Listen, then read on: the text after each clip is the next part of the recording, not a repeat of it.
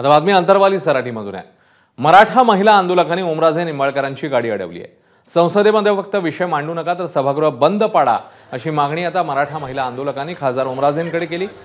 त्यावेळी ओमराजे निंबाळकरांनी मग मनोज जरांगेंची भेट घेतल्याची ही माहिती समोर येते। ओमराजे निंबाळकर यांच्याकडून मनोज जरांगे यांच्या तब्येतीची विचारपूसही करण्यात आली।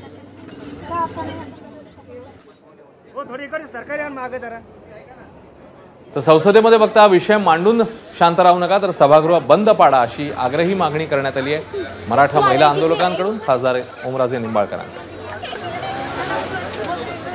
अंतरवाली सराटीमध्ये पोहोचलेले होते ओमराजे निंबाळकर आणि त्यांनी मनोज जरांगेंच्या प्रकृतीची विचारपूस केली, त्यांची भेटही घेतली। मात्र या भेटीच्या आधी मराठा महिला आंदोलकांनी ही गाडी अडवल्याची माहिती समोर येते।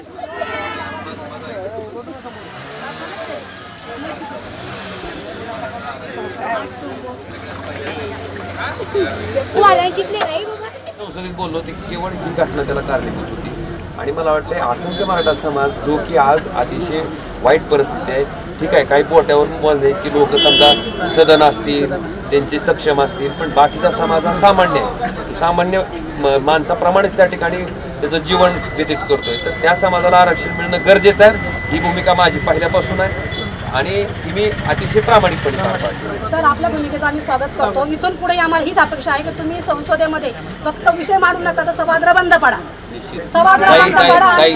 ताई कसं असतंय, सरकार नाही सभागृह बंद पाडणे माझा आहे का, सभागृह बंद पाडणं, सरकारला भांडणं, ही सगळे माझी एक विरोधी पक्षाचा खासदार म्हणून ती जबाबदारी आहे। त्याच्या पुढे जाऊ अरे बाबा ह्या समाजाचा आपण काही देणं लागतो, ही जी भूमिका आहे ती निश्चित मी माझ्या प्रामाणिकपणे पार पाडणं माझी जबाबदारी आहे, माझं कर्तव्य मी पार पाडी।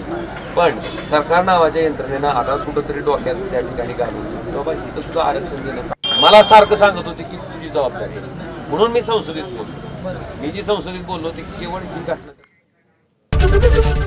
एबीपी माझा, उघडा डोळे बघा नीट।